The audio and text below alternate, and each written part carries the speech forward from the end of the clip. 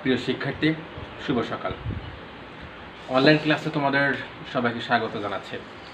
সাথে আছি আমি শাহ আদিউজ্জামান, প্রভাষক, রাষ্ট্রবিজ্ঞান বিভাগ, ঢাকা স্টেট কলেজ। পৌরনীতি ও সুশাসন প্রথম পত্রের সপ্তম অধ্যায় চলছে এখনো। সপ্তম অধ্যায়ের গত ক্লাসে আলোচনা করেছিলাম গণতন্ত্র কী এবং গণতন্ত্রের সফলতার শর্তাবলী। সপ্তম অধ্যায় পুরাটাই আলোচনা চলছে সরকার কাঠামো নিয়ে, অর্থাৎ সরকারের যে বিভিন্ন ধরন রয়েছে, বিভিন্ন দেশে সরকারের যে বিভিন্ন ফর্ম রয়েছে সেগুলো নিয়ে। আজ দেখব একনায়কতন্ত্র। তোমরা জানো, বিশ্ব ব্যবস্থাতে দ্বিতীয় বিশ্বযুদ্ধের পরবর্তীকালীন সময় থেকে যত ধরনের শাসন ব্যবস্থা এসেছে বা এখনো পর্যন্ত চলছে, সেই বিষয়গুলো নিয়ে আলোচনা চলছে সপ্তম অধ্যায়ে। তারই ধারাবাহিকতায় আজ দেখব একনায়কতন্ত্র কি। একনায়কতন্ত্র আলোচনা করতে যে আমরা দুইজন মনীষীর সংজ্ঞা বিশ্লেষণ করব। এরপরে এই একনায়কতন্ত্রের বৈশিষ্ট্যগুলো একটু দেখব এবং একনায়কতন্ত্রে কি কি সমস্যা আছে, শাসন ব্যবস্থা কেমন, একটা কম্পারেটিভ ডিসকাশন বা তুলনামূলক আলোচনা আমরা করব। যাই হোক, ফিরে যাই একনায়কতন্ত্রে কি। একনায়কতন্ত্র নাম শুনেই কিছুটা হলো ধারণা পেয়েছ। একজন নায়ক, অর্থাৎ যে ধরনের শাসন ব্যবস্থায় একজন মাত্র নায়ক থাকে, অর্থাৎ একজন মাত্র কর্তাকর্তা থাকে, একজন মাত্র শাসক থাকে, সেই ধরনের শাসন ব্যবস্থাকে বলা হয় একনায়কতন্ত্র। গণতন্ত্রের বিপরীত শাসন ব্যবস্থাটাই হলো একনায়কতন্ত্র। জার্মানি, ইতালি, স্পেন প্রভৃতি দেশে প্রথম বিশ্বযুদ্ধের পরবর্তীকালীন সময়ে এই ধরনের সরকার ব্যবস্থার উদ্ভব হয়েছিল। একনায়কতন্ত্রের অর্থ হলো ব্যক্তি বা গোষ্ঠী, কোনো ব্যক্তি বা গোষ্ঠীর অপ্রতিহত স্বৈরাচারী ক্ষমতার প্রয়োগ করা, অর্থাৎ নির্দিষ্ট একজন ব্যক্তি বা একটা গোষ্ঠী মাত্রাতিরিক্ত এককভাবে ক্ষমতা প্রয়োগ করা। এই একনায়কতন্ত্রের মূল কথাটাই হলো এক জাতি, এক দল, এক নেতা। অর্থাৎ যে দেশে এই একনায়কতন্ত্র রয়েছে সেখানে একটা মাত্র দল থাকবে, একটা মাত্র রাজনৈতিক নেতা থাকবে এবং একটা মাত্র জাতি থাকবে। অর্থাৎ এখানে গণতন্ত্রের মতো স্বাধীন গণমাধ্যম বা জনমতের প্রাধান্য বা গণতন্ত্রের যে বৈশিষ্ট্যগুলো রয়েছে সেই বৈশিষ্ট্যগুলো কিন্তু এখানে থাকছে না। মনে রাখতে হবে, একনায়কতন্ত্রের মূল কথাই হলো এক জাতি, এক দল এবং এক নেতা। যে ধরনের শাসন ব্যবস্থায় একজন নেতা থাকে, একটা মাত্র দল থাকে এবং একটা মাত্র জাতি থাকে, সেই ধরনের শাসন ব্যবস্থাকে আমরা একনায়কতন্ত্র বলছি। উদাহরণ হিসেবে আমরা হিটলারের নাৎসির কথা বলতে পারি। হিটলারের নাম তোমরা শুনে থাকবে, অস্ট্রিয়ার শাসক ছিলেন এবং উনি একটা মাত্র নায়ক ছিলেন এবং নিজের মতো করেই সেই শাসন ব্যবস্থা কিন্তু পরিচালনা করেছেন। একনায়কতন্ত্রকে অনেকটা স্বৈর শাসনের সাথে তুলনা করা যেতে পারে কিছুটা। যাই হোক, এখন এই একনায়কতন্ত্রের দুইজন মনীষীর সঙ্গে আলোচনা করব। দেখি নিউম্যান এই একনায়কতন্ত্রের সংজ্ঞা দিতে যে কি বলেছেন। নিউম্যান বলছেন, একজন ব্যক্তি বা কয়েকজন ব্যক্তির একটি গোষ্ঠী যখন রাষ্ট্রীয় ক্ষমতা দখল করে এবং অবাধে একচাটিয়া ক্ষমতা প্রয়োগ করে তখন তাকে একনায়কতন্ত্র বলে। একটু মনোযোগ দিয়ে শুনবে, আমি আবার বলছি। নিউম্যান বলছে, একজন ব্যক্তি বা কয়েকজন ব্যক্তির একটি গোষ্ঠী যখন রাষ্ট্রীয় ক্ষমতা দখল করে এবং অবাধে, অর্থাৎ নিজের ইচ্ছা মতো করে একচেটিয়া ক্ষমতার প্রয়োগ করে তখন তাকে একনায়কতন্ত্র বলে।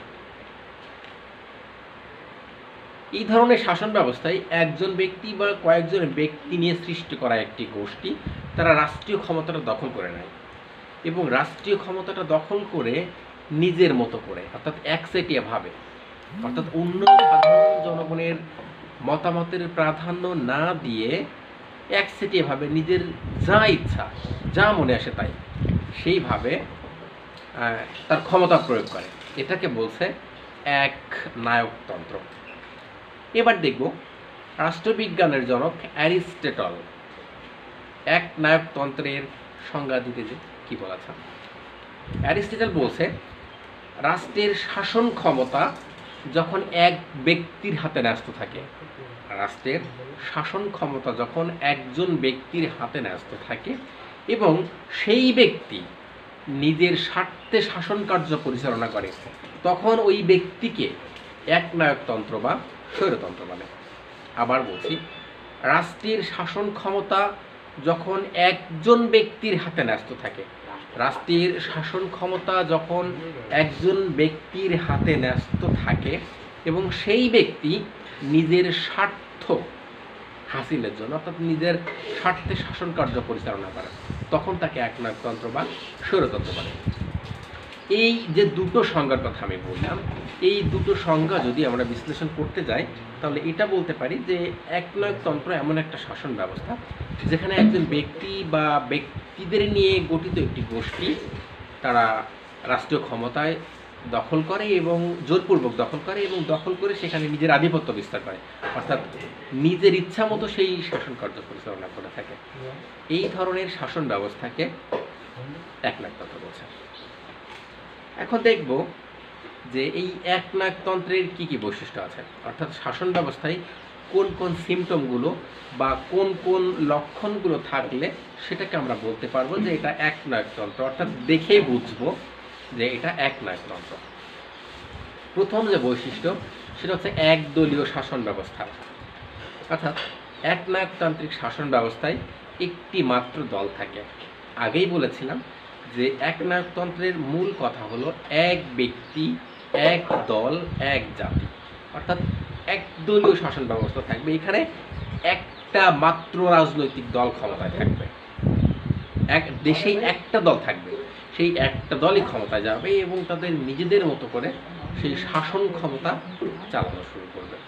অর্থাৎ একটা দল, গণতন্ত্রে যেমন একাধিক রাজনৈতিক দল থাকে, গণতন্ত্রে যেমন একাধিক রাজনৈতিক দল থাকে, একনায়কতন্ত্রে একাধিক রাজনৈতিক দল থাকবে না। এখানে একটি মাত্র রাজনৈতিক দল থাকবে এবং সেই একটি দল শাসন ব্যবস্থা পরিচালনা করবে। যেমন দেখেছিলাম আমরা হিটলারের নাৎসিতে একটি মাত্র শাসন ব্যবস্থা ছিল এবং সেখানে একদলের শাসন ব্যবস্থা কিন্তু হিটলার চালিয়েছিল। এরপর 2 নম্বর যে বৈশিষ্ট্যের কথা বলবো সেটা হচ্ছে প্রচার মাধ্যমগুলোকে নিয়ন্ত্রণ করা হয়।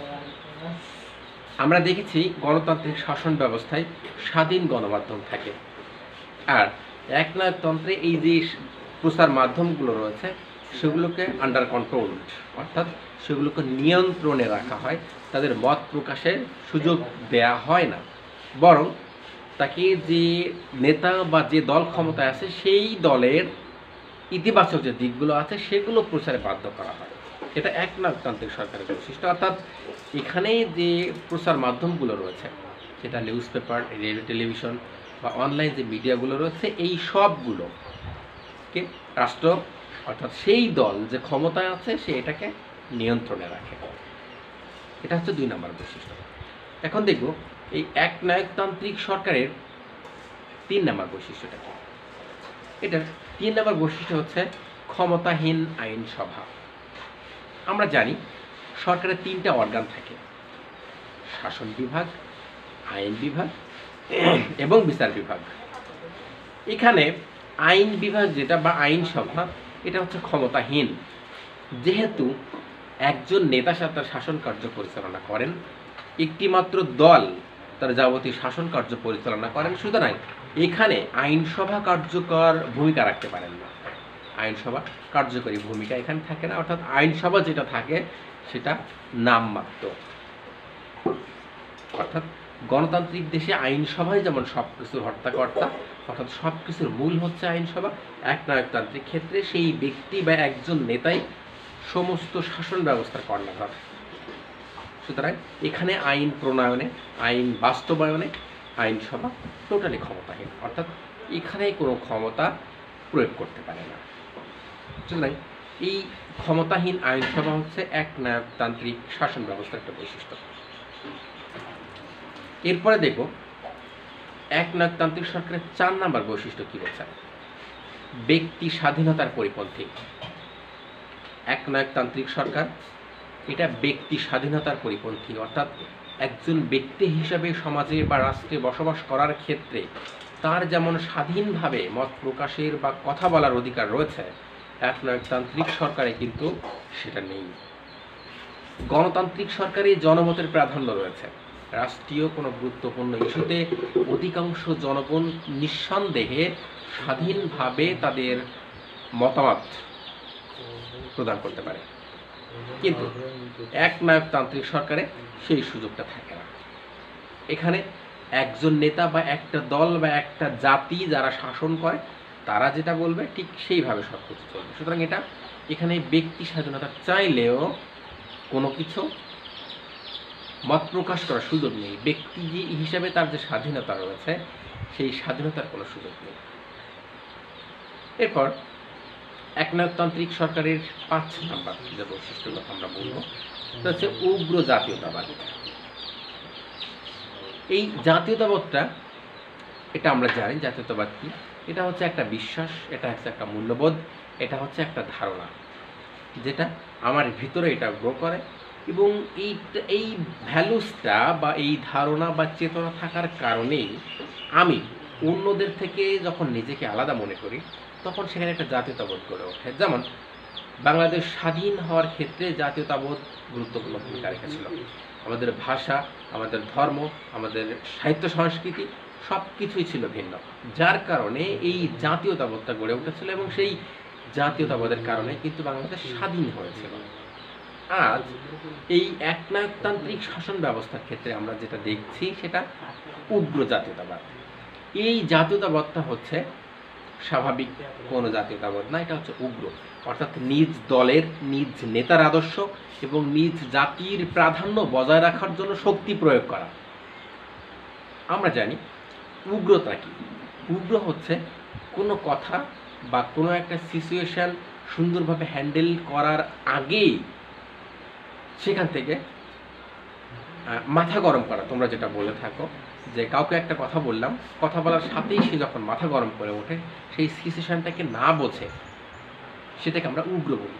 এই একনায়কতান্ত্রিক সরকারের এই জাতীয়তাবোধটা হলো উগ্র, অর্থাৎ নিজ দলের নিজ নেতার এবং নিজ জাতির আধিপত্য বিস্তারের লক্ষ্যে যাবতীয় কার্যক্রম তারা পরিচালনা করে থাকেন। এটা একনায়কতান্ত্রিক সরকারের একটা বৈশিষ্ট্য।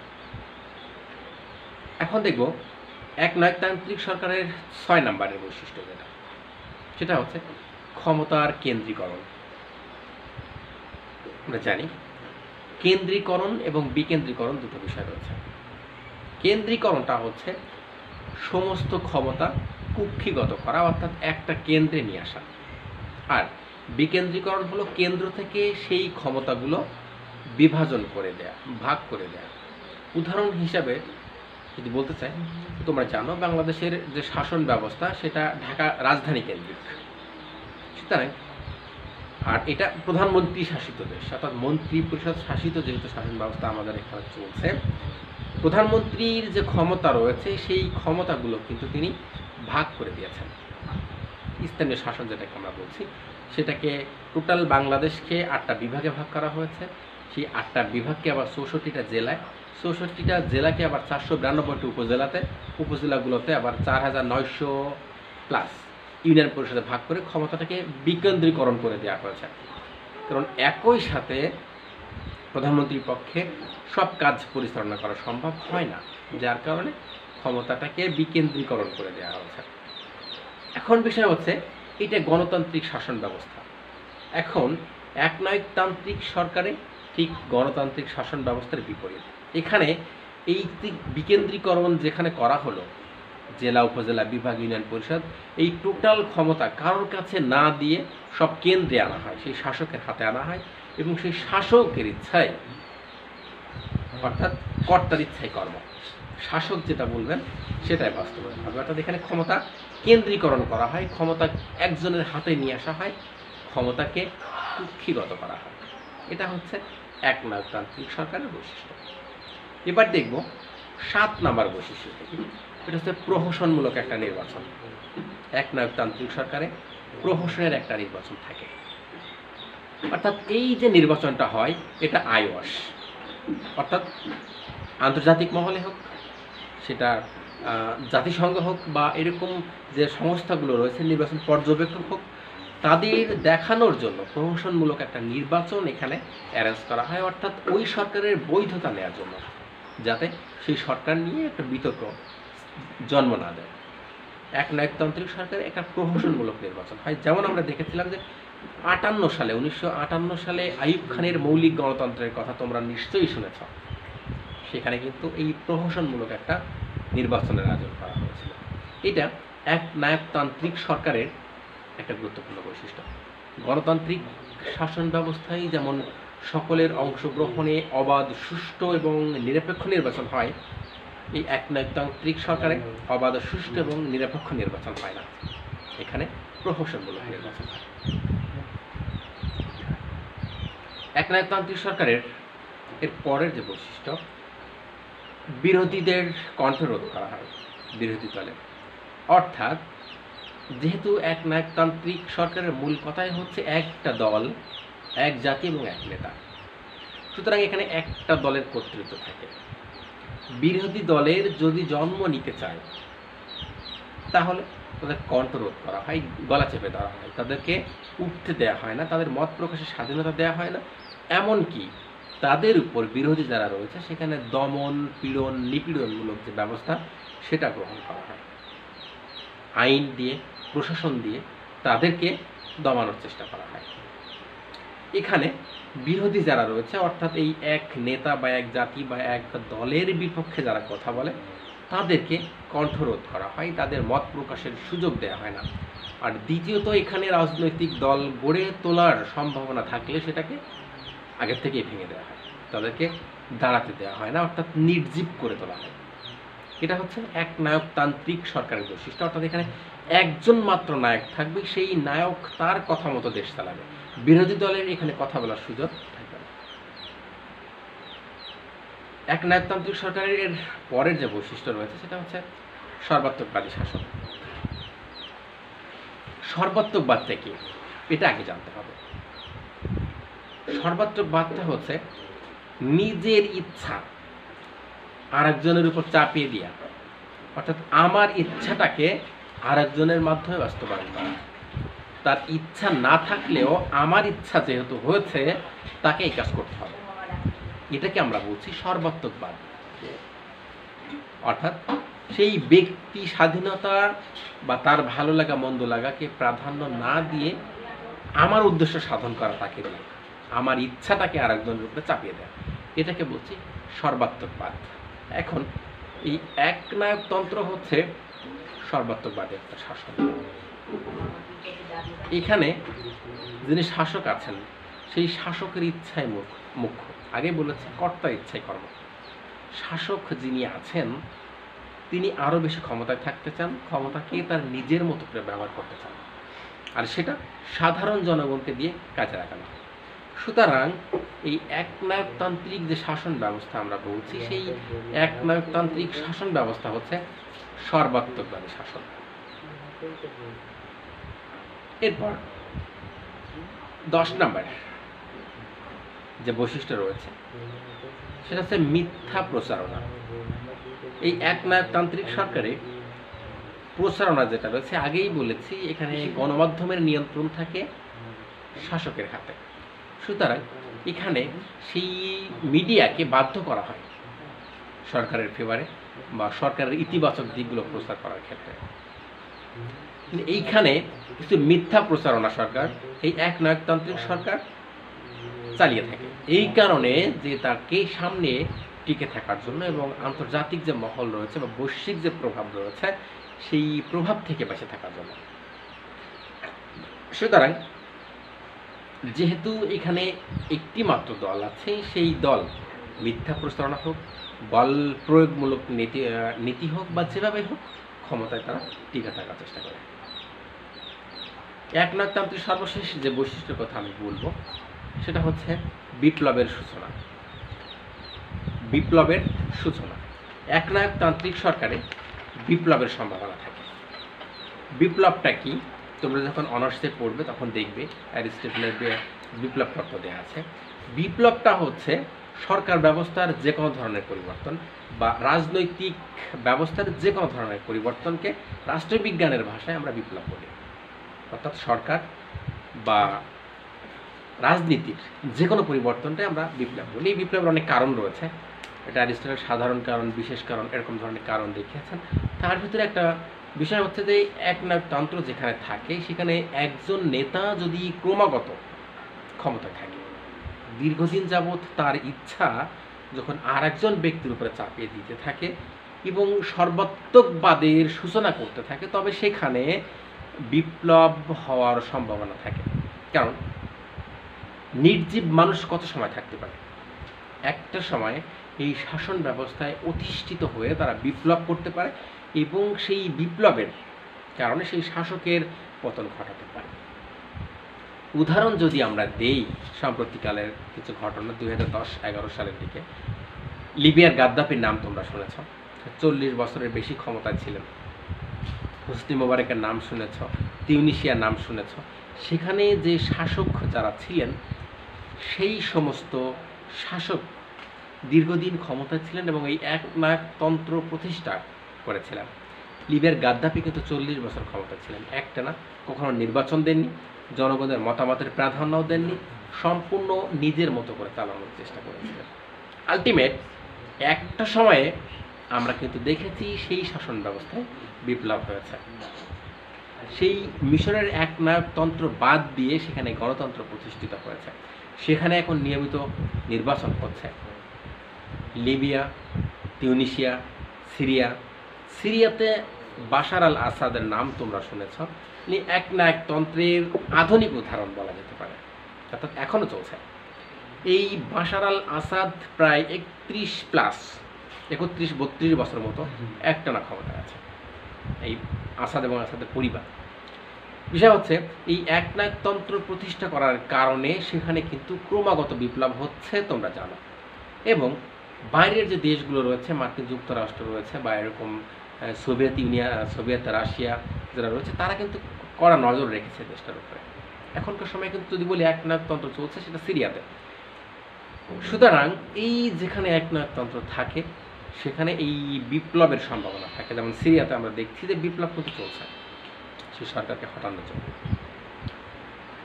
তো এত সময় যে বিষয়গুলো আমরা বললাম সেটা হচ্ছে একনায়কতান্ত্রিক সরকারের বৈশিষ্ট্যগুলোকে। এখন আমরা একটু দেখব এই একনায়কতান্ত্রিক সরকারের আসলে ত্রুটি কোথায়, কেন এটা গ্রহণ হচ্ছে না, কেন মানুষ এটাকে পছন্দ করে না একনায়কতান্ত্রিক সরকারের সেই ত্রুটিগুলো একটু দেখি। প্রথম যে ত্রুটি রয়েছে সেটা হচ্ছে গণতন্ত্রের সাথে সাংঘর্ষিক। বর্তমান বিশ্ব ব্যবস্থাতে গণতন্ত্রই হচ্ছে সবচাইতে কার্যকরী এবং গ্রহণযোগ্য শাসন ব্যবস্থা। যেখানে গণতন্ত্র সবচাইতে গ্রহণযোগ্য শাসন ব্যবস্থা, সেখানে একনায়কতন্ত্র আসে কীভাবে? সুতরাং এই দিক থেকে এটা কিন্তু সাংঘর্ষিক। সবাই গণতন্ত্রকে পছন্দ করে, একনায়কতন্ত্রকে সবাই ঘৃণা করে। সুতরাং যেহেতু অধিকাংশ মানুষ বা বর্তমান বিশ্ব ব্যবস্থা গণতন্ত্রকে প্রাধান্য দিচ্ছে বা গণতন্ত্রকে মাথায় তুলে রাখছে, সেখানে একনায়কতন্ত্র চলছে না। এই একনায়কতন্ত্র হচ্ছে সাংঘর্ষিক। সুতরাং এটা একটা বড় ত্রুটি যে এখন যেখানে গণতন্ত্র চলার কথা সেখানে একনায়কতন্ত্র কেন চলবে। এই দুটো বিষয় হচ্ছে কন্ট্রাডিক্টরি এবং দুটো বিষয় হচ্ছে সাংঘর্ষিক, যার কারণে এটা একনায়কতান্ত্রিক সরকারের একটা বড় ত্রুটি হিসেবে আমরা দেখছি।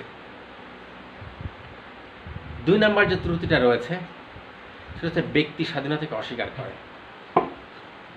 গণতন্ত্র যেখানে অধিকাংশ জনগণের মতামতের প্রাধান্য দেয়, অর্থাৎ তাদের জনগণের মতামতের ভিত্তিতে সরকার গঠন করে, আর একনায়কতন্ত্র কি করছে? ব্যক্তি স্বাধীনতাকে অস্বীকার করছে, ব্যক্তিকে কথা বলতে দিচ্ছে না, ব্যক্তিকে মত প্রকাশের সুযোগ দিচ্ছে না, ব্যক্তিকে গলা চেপে ধরা হচ্ছে। সুতরাং এটাও কিন্তু একটা বড় ত্রুটি। স্বাধীনতাহীনতায় কে বাঁচিতে চায় বলো, পরাধীনতার শিকল কে পরিবে পায়।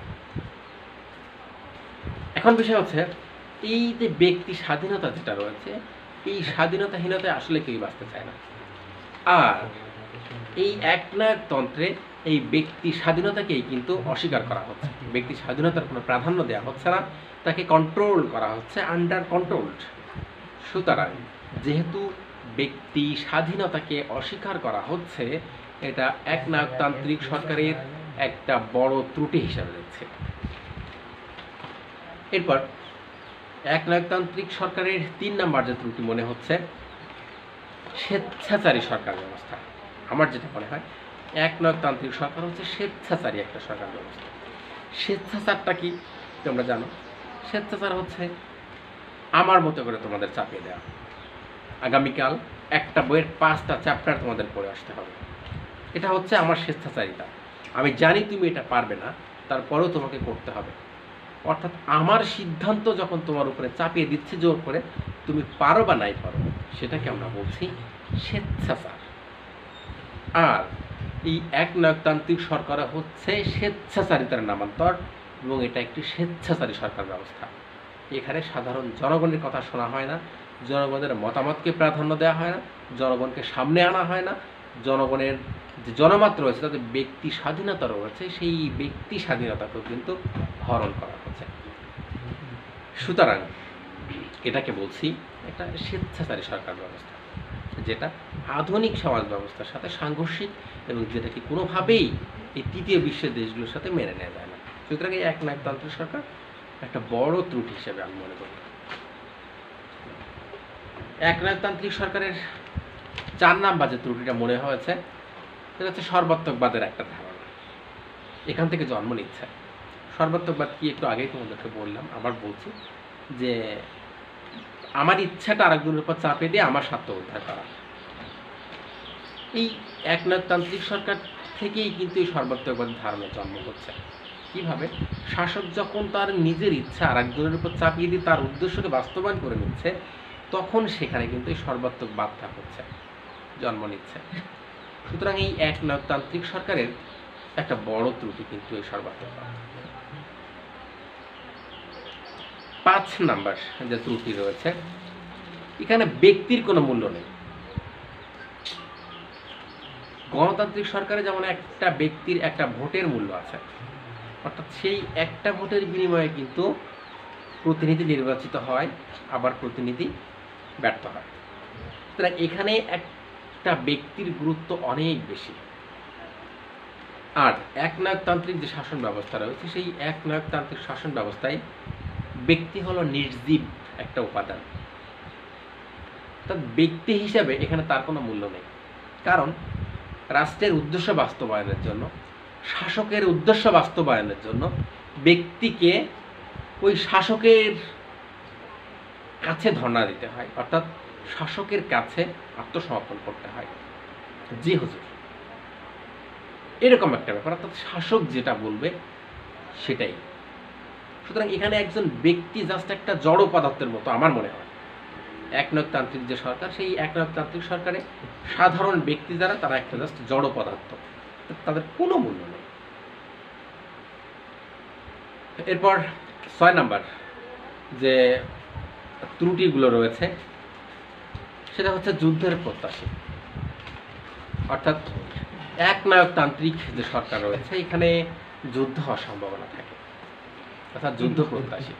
এখানে যেমন শাসক যিনি আছেন, সেই শাসক ও যুদ্ধ প্রত্যাশী, যেমনটা আমরা দেখেছিলাম হিটলারের, যেমনটা দেখেছি আমরা হিটলার, এবং হিটলারের উগ্র জাতীয়তাবাদের কারণেই কিন্তু দ্বিতীয় বিশ্বযুদ্ধ সূচনা হয়েছিল 7 ডিসেম্বর 1941, যখন জার্মানি পার্ল হারবার আক্রমণ করেছিল। সেখান থেকেই কিন্তু এই দ্বিতীয় বিশ্বযুদ্ধ শুরু হয়েছিল। অর্থাৎ এই শাসক আধিপত্য বিস্তারে মনোনিবেশ করে, কারণ তিনি যুদ্ধ প্রত্যাশী।